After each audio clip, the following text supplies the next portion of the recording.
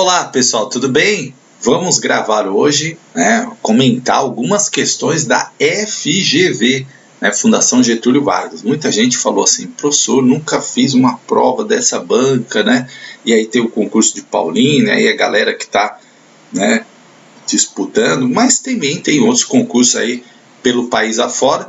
Então eu vou comentar uma prova que está no site do PCI Concursos, Então, se você precisar baixar a prova, está lá disponível. É PCI Concurso, um site muito bom aí, que tem várias provas, tá? Então vou comentar uma prova de Angra dos Reis, de educação dos anos iniciais, de ensino fundamental, educação infantil. Então nós vamos comentar a prova e falar de algumas questões, como que é a prova e tal, como que é essa banca, professor. Então vamos lá para conhecimentos pedagógicos, Começou aqui com um clássico, Emília Ferreiro e Ana Teberovsky, Psicogênese da língua escrita, e traz um trecho aqui, As questões da banca FGV normalmente são bem elaboradas, Tem algumas falhinhas aí também, a banca FGV já apareceu aí com algumas questões anuladas, aí prova com até 4 questões anuladas, achei muito, hein? Mas olha só, vamos lá.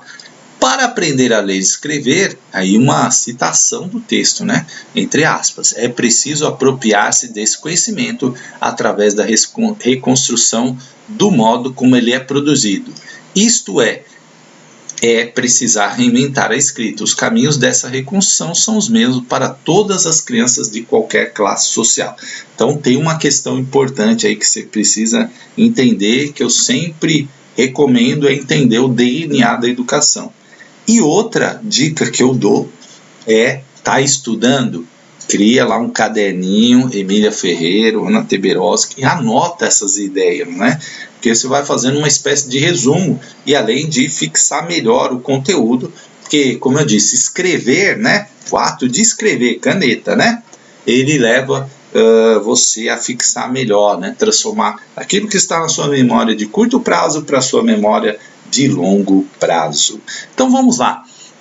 As autoras propõem uma nova metodologia para o ensino dos anos iniciais, baseada em atividades lúdicas de memorização na forma das letras e de seus sons. Gente, falou em memorização, não está de acordo com o DNA da educação, não está de acordo com os pensadores da educação contemporânea, Emília Ferreiro, Ana Teberovsky, Délia Lerner, e por aí vai, Memorização não combina com o DNA da educação, você já eliminava essa. No deslocamento da investigação do como se ensina para o que se aprende, aí a gente para, guarda essa, vamos para a próxima.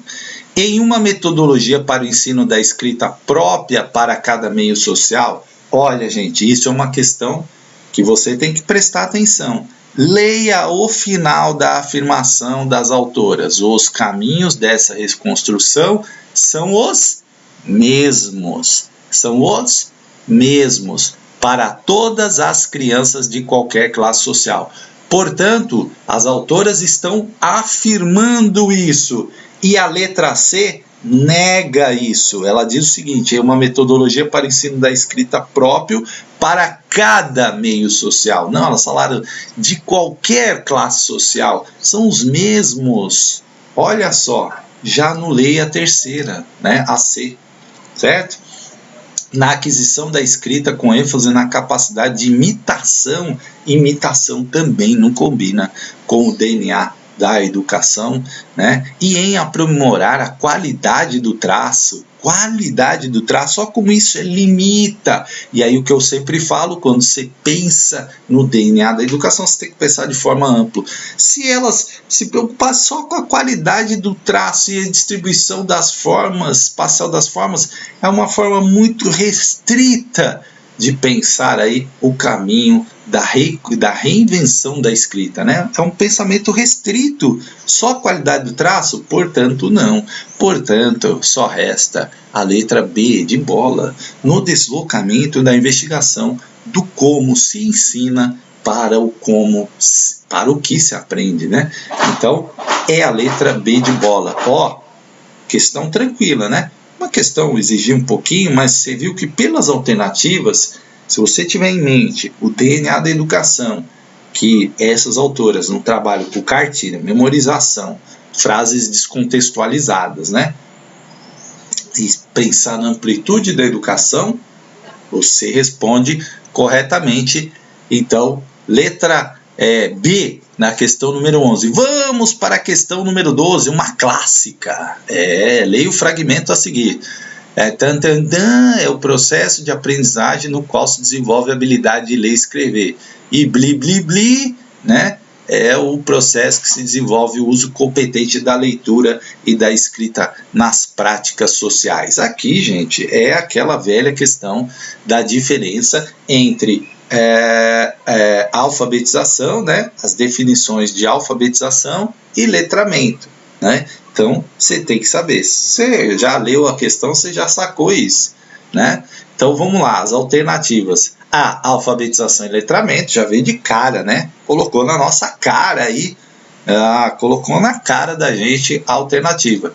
Mas, que eu sempre recomendo a todos os candidatos, você tem que ler tudo. Porque tem candidato também que gosta de fazer isso.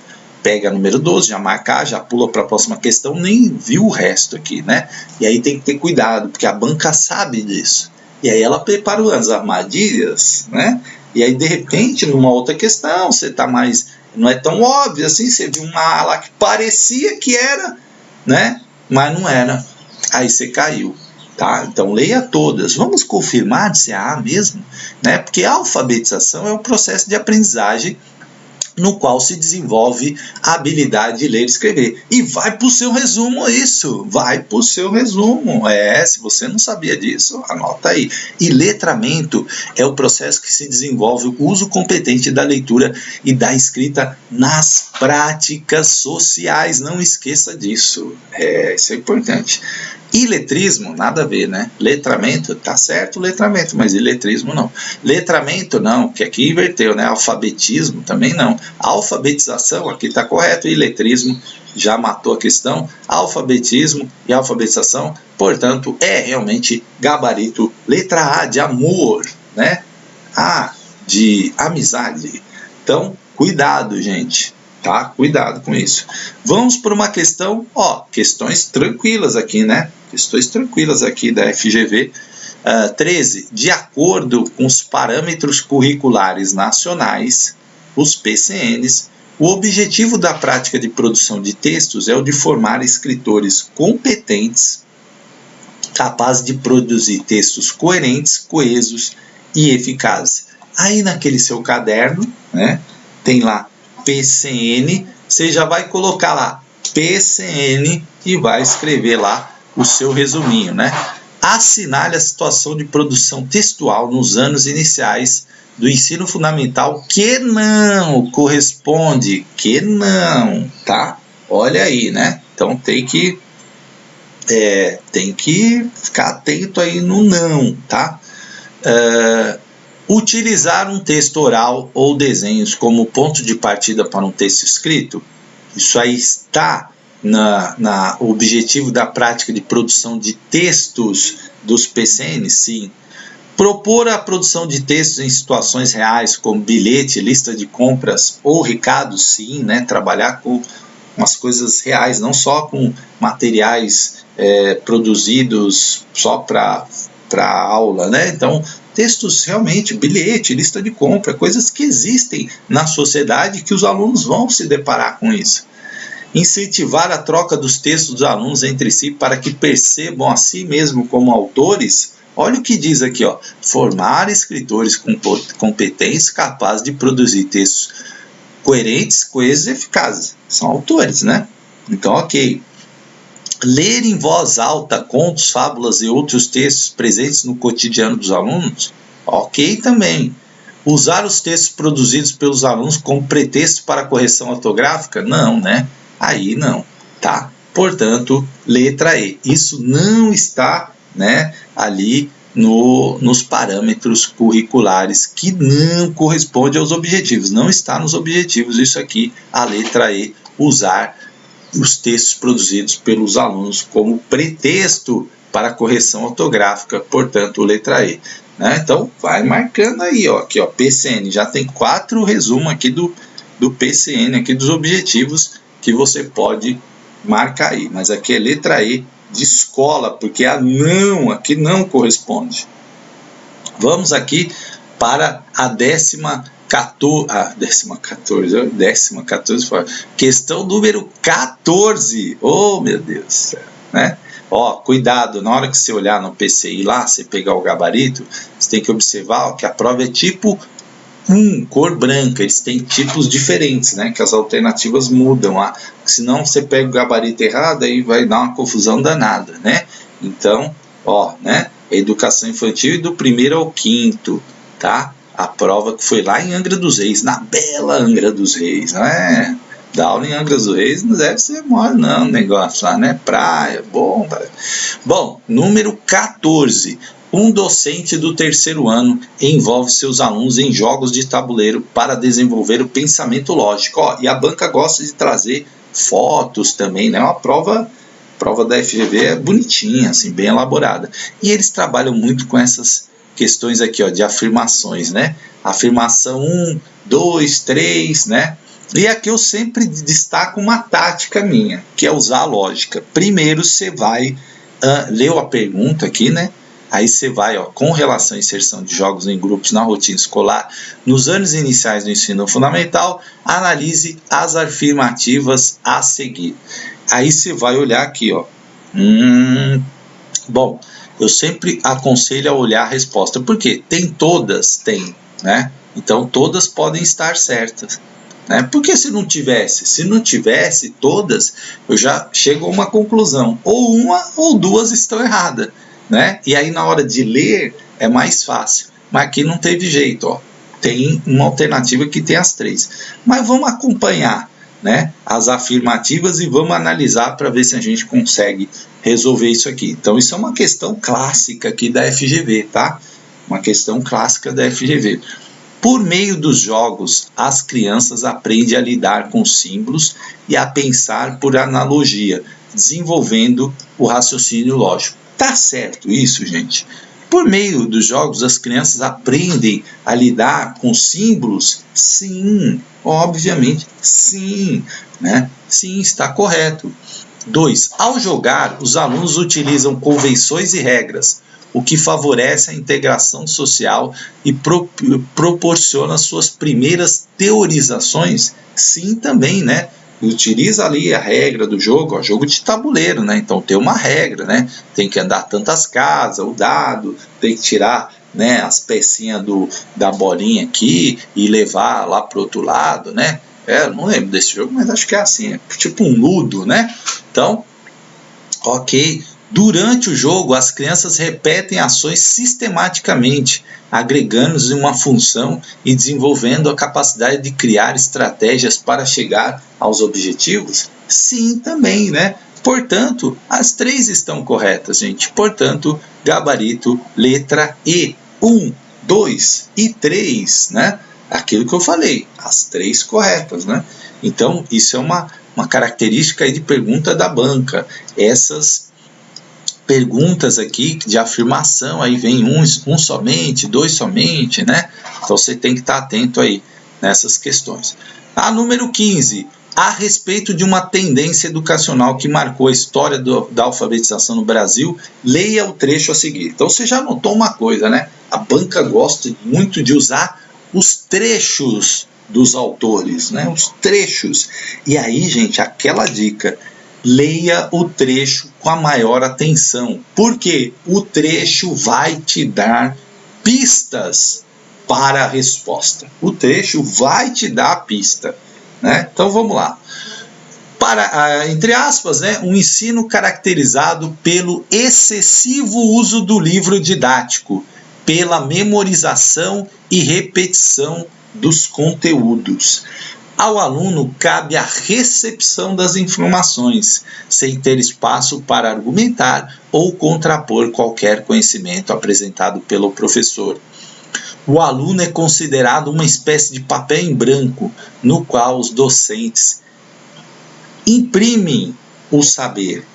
Essas características são da tendência educacional conhecida como empírico-ativista, formalista moderna, emancipadora, formalista clássica e escola nova. Então veja, o que ele está trazendo aqui na questão? Um ensino tradicional, né? Tradicional. Aluno, livro didático, memorização, repetição de conteúdos, tudo que não tem a ver com o DNA da educação contemporânea e dos autores contemporâneos, né? Ao aluno cabe receber informações, né? O aluno uma espécie de papel em branco, aquela crítica que Paulo Freire faz da educação bancária, né? Você vai lá, deposita o conhecimento no aluno lá, né? Como se ele não tivesse, fosse um papel em branco mesmo, né? Em qual você imprime o seu saber. Portanto, né? É empírico-ativista? Não, né, gente? Não é empírico-ativista. É formalista moderna? Não, né? Não tem nada de moderno aí, né? Nada. É emancipadora? Imagina se é memorização, repetição. O aluno não tem nem espaço para contrapor argumento, né? É escola nova? Não. É a formalista clássica, letra D de dado, né? Essa é uma questão assim que esse aí ali eliminando e tal, né?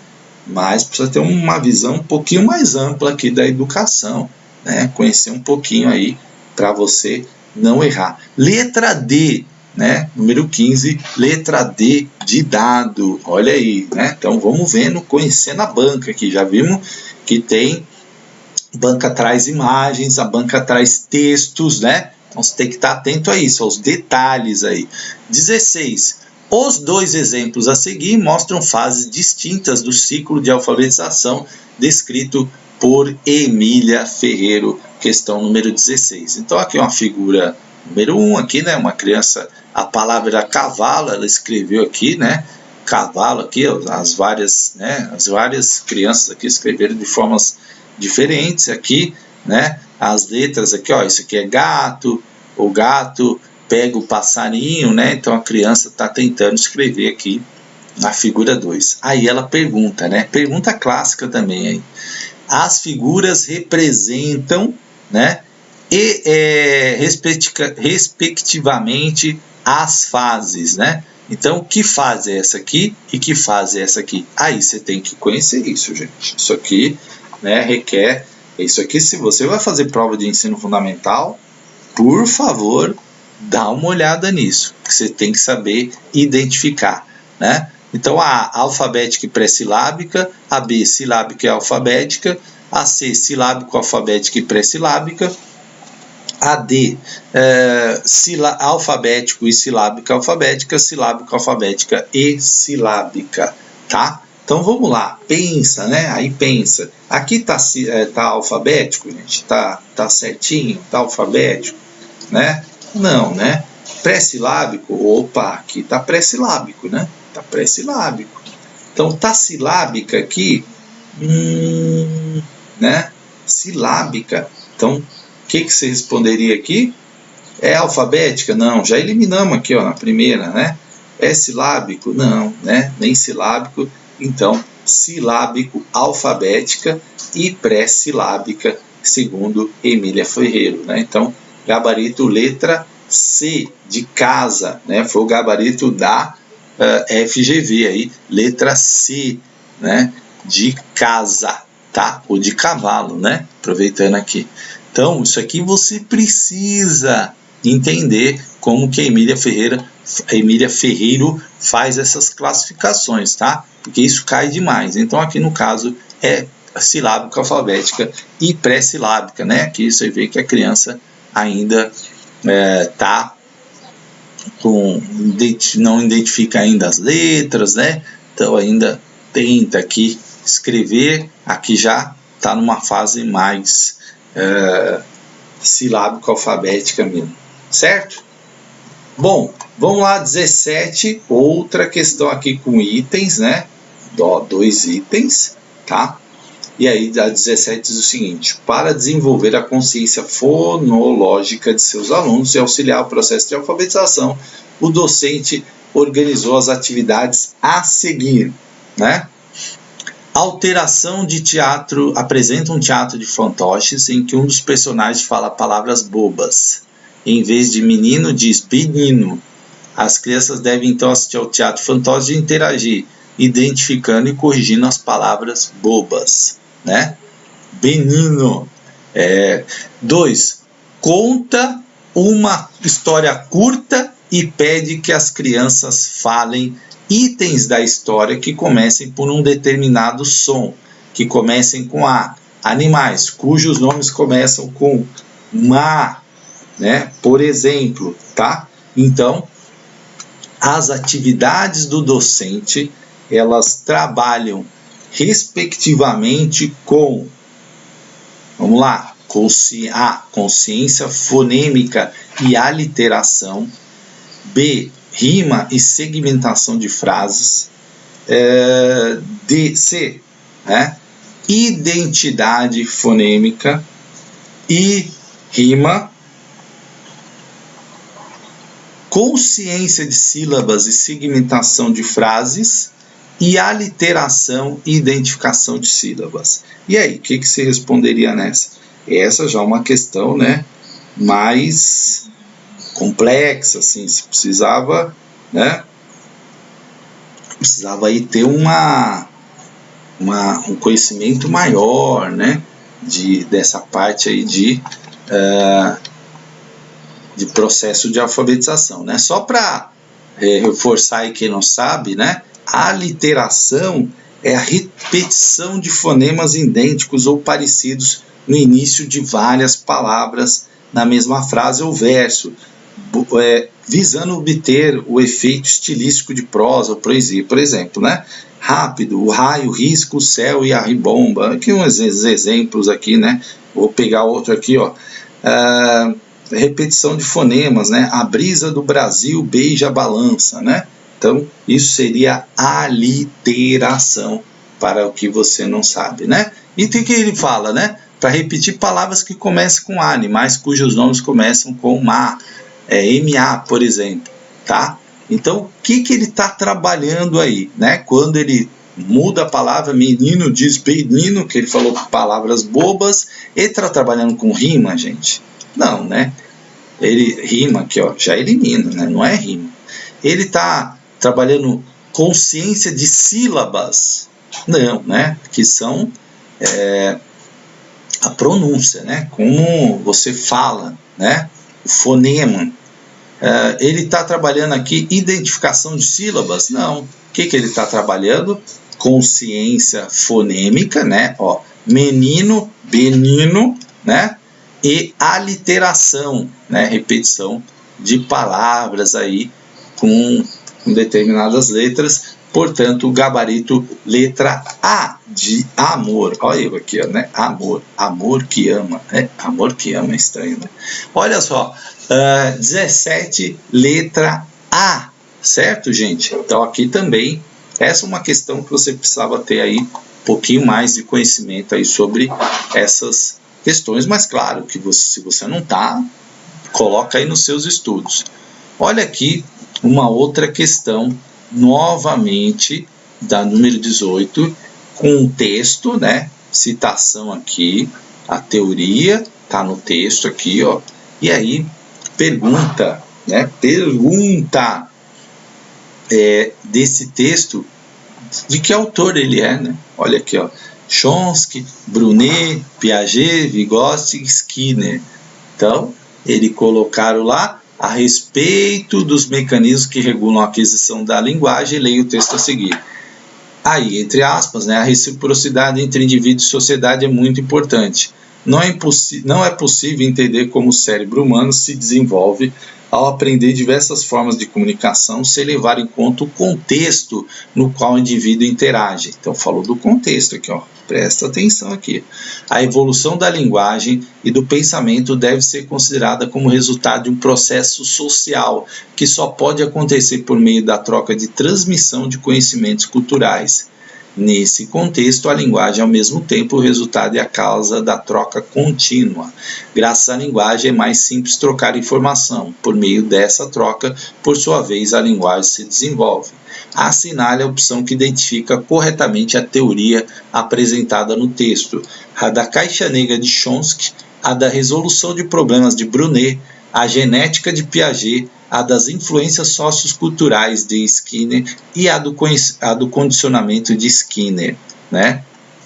Olha, gente, então, aí você viu que as perguntas estão evoluindo para um grau de conhecimento maior, onde exige que o candidato domine aí determinadas questões da pedagogia.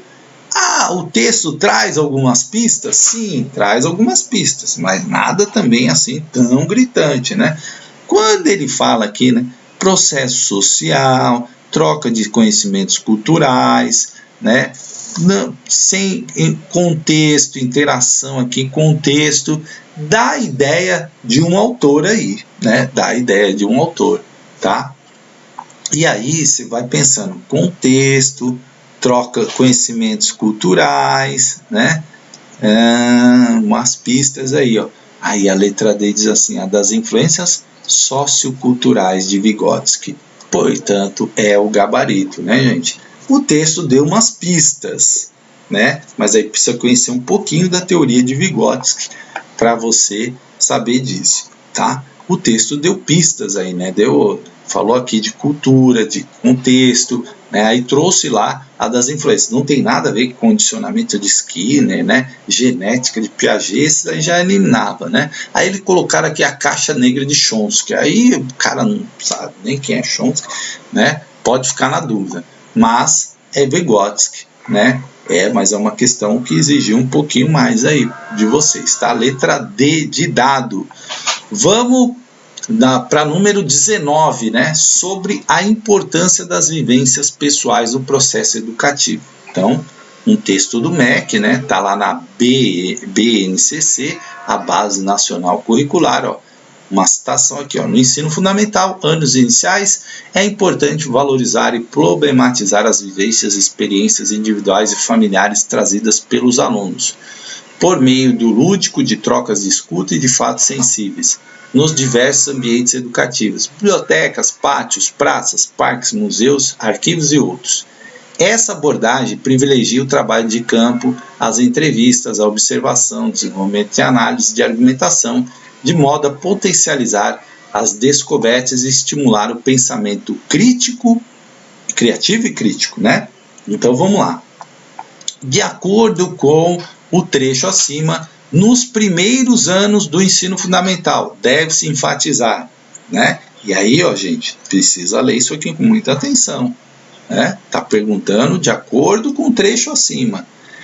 A disciplina para o desenvolvimento do pensamento abstrato, é isso? A disciplina, está falando aqui, né? A memorização para estimular o pensamento crítico. Memorização para estimular o pensamento crítico é uma contradição, né? Parece poema de Camões isso aqui, né? É fogo que arde e não se vê, ferida que dói, não se sente. É um contentamento descontente, né? Memorização para estimular o pensamento crítico é antagônico, né? O negócio não dá certo, né? Se tem certo, é Camões mesmo? Acho que é. Bom, C. O lúdico para o amadurecimento do raciocínio matemático. Falou isso aqui do lúdico, né? Falou de trabalho de campo, entrevista, observação, argumentação, estimular o pensamento criativo e crítico, né? Experiências individuais e familiares trazidas pelos alunos, né? D. A experiência individual para a construção de habilidades. Opa!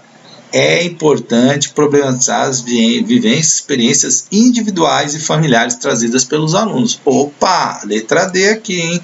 Brincadeira para estabelecer autoridade e hierarquia. Outra coisa antagônica, né? Brincadeira para estabelecer autoridade e hierarquia. Não, né? Não, né?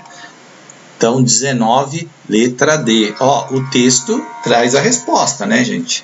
Então, o que você tem que estar muito atento na prova da FGV? Interpretação do texto, né?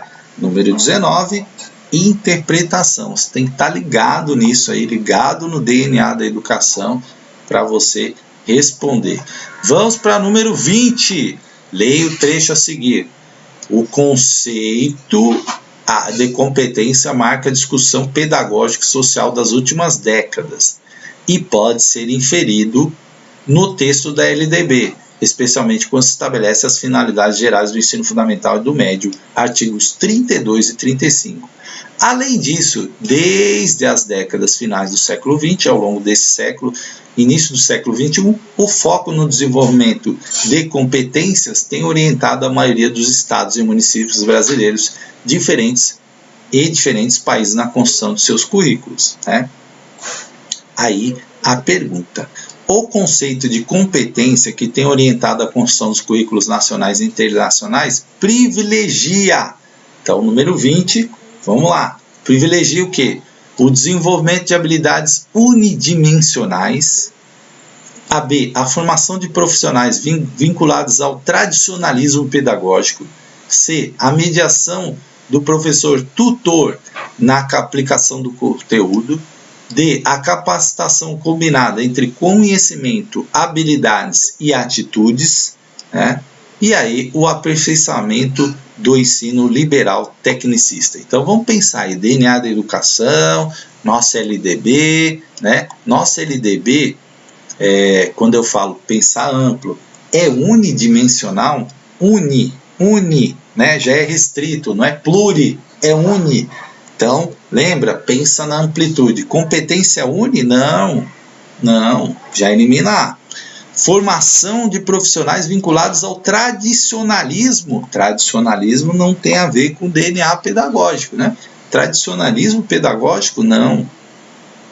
A mediação do professor tutor na aplicação do conteúdo.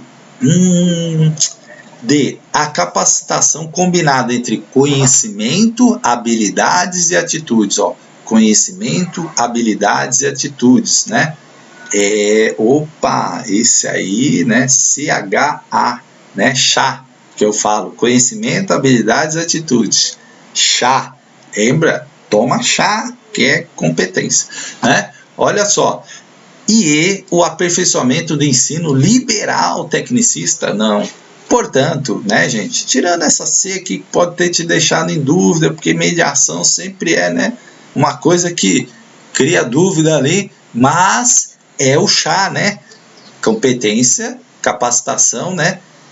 Competência é a capacitação combinada entre conhecimento, habilidade e as atitudes, né? É o chá, tá? Competência é chá, né? Olha aí, letra D de dado. Essa aí também requer um conhecimento. Podia dar uma bololô na C ali, né? Mas você foi bem. Olha aqui, 21, aquela tradicional, com as afirmativas, né? Eu sempre falo, olha aqui a resposta. Né? Banca sempre traz 5 alternativas, FGV. Olha aqui, tem todas. Não deu muita pista aqui, né? Se tivesse só 2 aqui, a gente já podia pensar que tinha pelo menos 1 ou 2 erradas, mas não, tem todas. Então vamos ler aqui.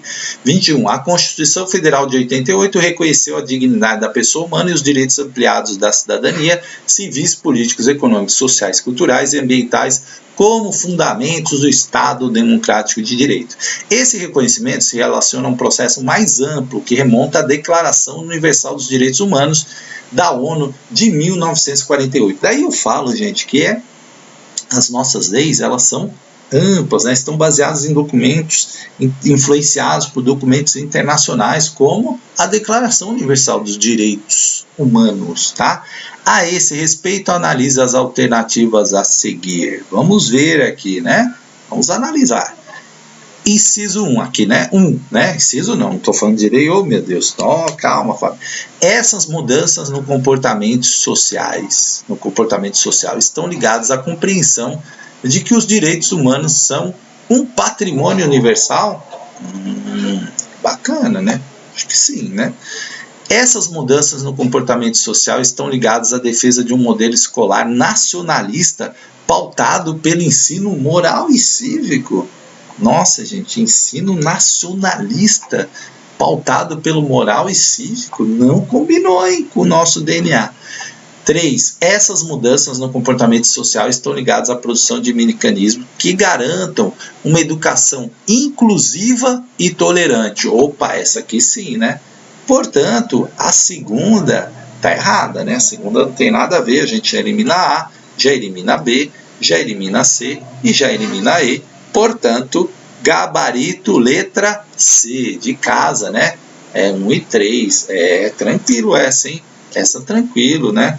Ali, se você tem essa visão da educação, o modelo escolar nacionalista, né? O que normalmente tem os nacionalistas, né?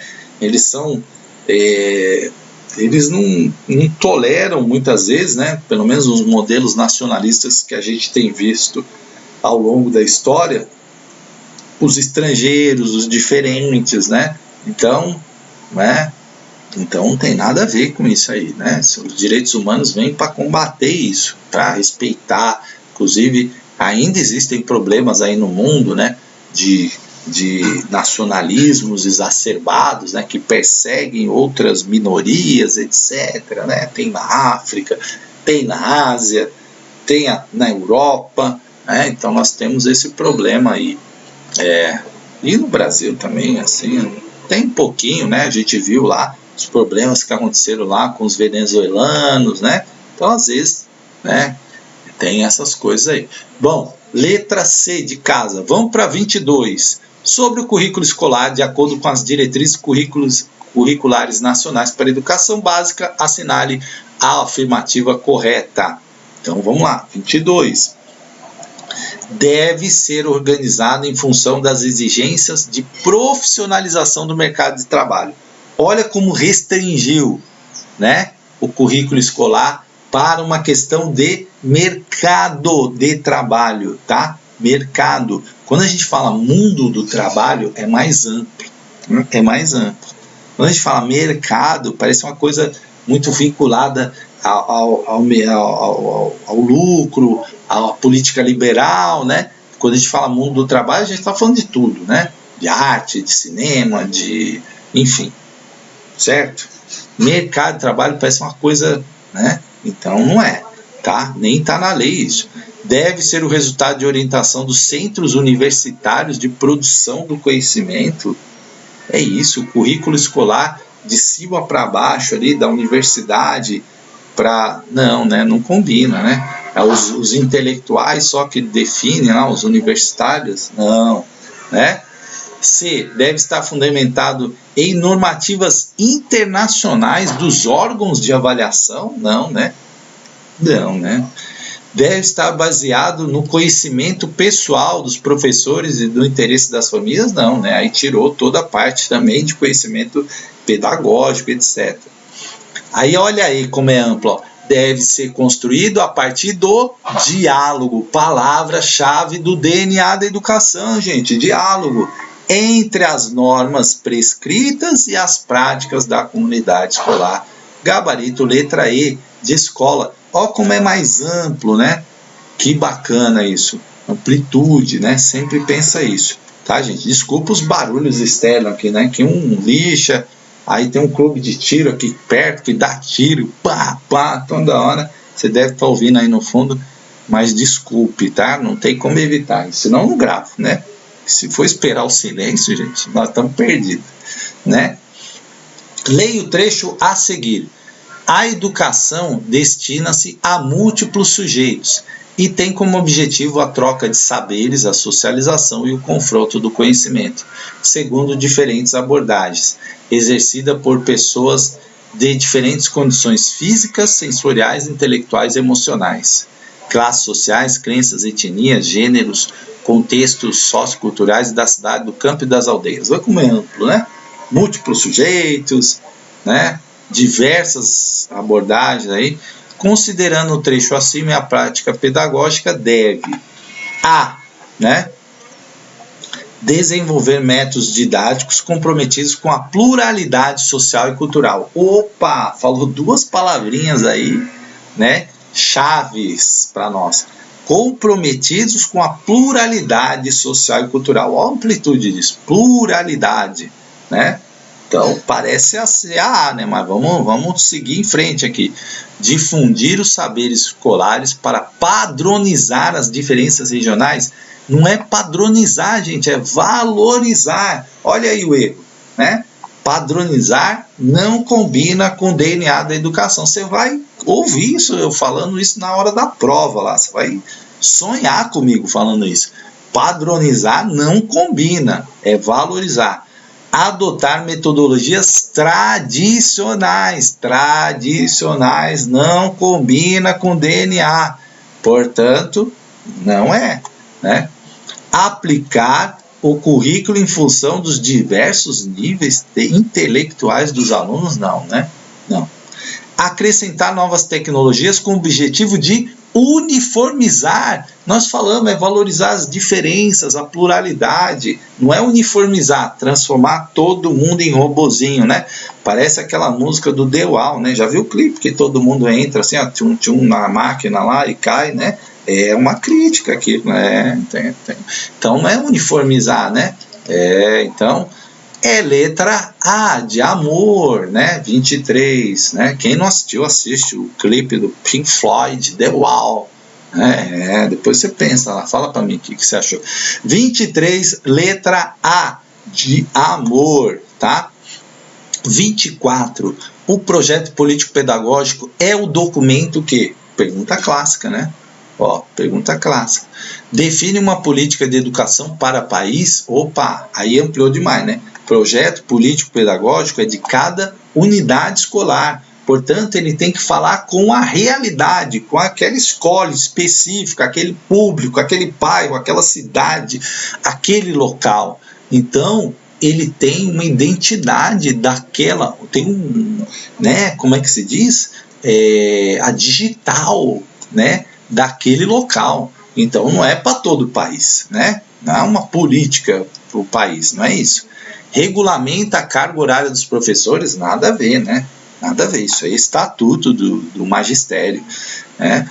Garante a identidade pedagógica das escolas. O que eu falei? Lembra, identidade, né? Digital ali, é o DNA da escola, né? É o DNA, projeto político pedagógico, é o DNA da escola. Garante a identidade pedagógica das escolas. Visa a integralização do currículo de lei de diretrizes e bases? Não. Estabelece critérios nacionais para avaliação dos discentes? Não. Portanto, é realmente gabarito letra C de concurso, de certo, né? Vamos para 25 e aí nós vamos dar uma parada e aí depois a gente continua, né? Porque nós temos aí 60 questões da FGV para falar com vocês. Bom, segundo a Lei de Diretrizes e Bases da Educação, a 939496, assinale a opção que identifica corretamente características da educação nacional quanto a seus níveis e modalidades. Opa, questão clássica, hein? Perguntou da lei, LDB. Então, perguntou níveis e modalidades da educação. Vamos ver o que você responde aí. A educação básica, né, é composta de 2 níveis, o infantil e o fundamental. B, a educação de jovens e adultos é voltada para os que concluíram o ensino fundamental por meio da educação domiciliar. C, a educação profissional deve ser assegurada na modalidade à distância. D, a educação especial oferecida em escolas públicas a partir do ensino fundamental. E a educação infantil visa ao desenvolvimento integral a complementação à ação da família e da comunidade. Então vamos lá. Gente, educação básica é só infantil e fundamental? Não, tem o médio, né? Médio também está na educação básica, portanto, letra A caiu, tá fora. Letra B, a educação de jovens e adultos é voltada para os que concluíram o ensino fundamental por meio da educação domiciliar. Nada a ver isso aqui, né, gente? Viajou aqui, né? Aqui o cara, né? Sei lá. Bom, C, a educação profissional deve ser assegurada na modalidade de ensino à distância? Não, pode ser, mas presencial também, né? Então, não é a C, não tem nada a ver aí com o que está aqui corretamente as características da educação nacional quanto aos seus níveis e modalidades. Está fora isso aí, né? Não é isso aqui não. D. A educação especial oferecida em escolas públicas a partir do ensino fundamental? Não, nossa educação é inclusão é desde a creche até onde o camarada quiser, né? Até pós-doutorado e, enfim, MBA e outros mais, né? Então, nada disso, restringiu aqui, ó, só, opa, agora vamos ver aí. A educação infantil visa o desenvolvimento integral da criança em complementação à ação da família e da comunidade. Bacana a letra E. Portanto, 25, letra E de escola. Gente, espero que esteja ajudando vocês. Nós vamos continuar, né, esse estudo para interromper o vídeo, para não ficar muito longo. Sempre anote, escreva, porque isso faz toda a diferença na hora do seu aprendizado. Um grande abraço, até a parte 2 desse vídeo, tá bom? Obrigado.